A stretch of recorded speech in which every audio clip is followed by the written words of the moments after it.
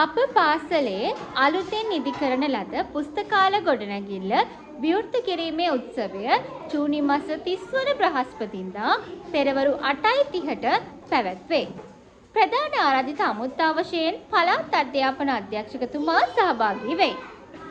එදින සියලු සිසුන් ප්‍රධාන ආරාධිත අමුත්තා පිළිගැනීම සඳහා ගේට්ටුව අසල සිට ප්‍රධාන ශාලාව තෙක් දෙපස පෙළ ගැසී සිටිය යුතුය.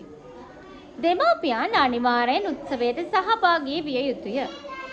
ඔවුන් පෙරවරු 8:30ට පෙර ප්‍රධාන ශාලාවේ අසුන් ගත යුතු බව සංවිධායක මණ්ඩලය දැනුම් දෙයි.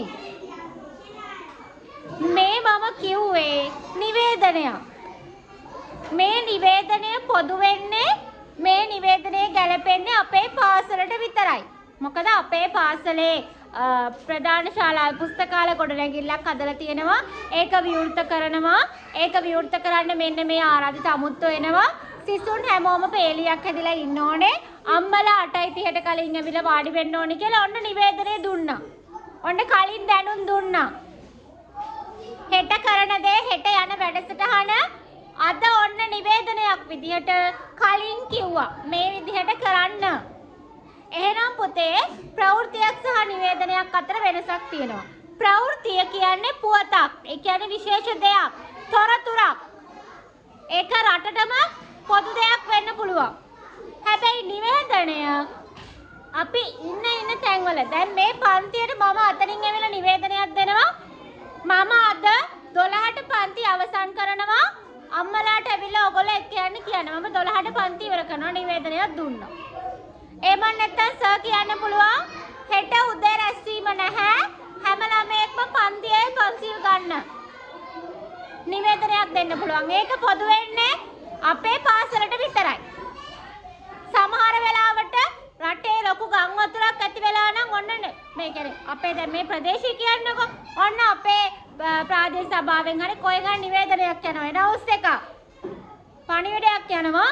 ගම් වතුර ඔගොල්ලෝ ගෙවල් වලට වෙලා ඉන්න අවදානම් තියෙනවා නම් කියන්න එහෙම කියලා.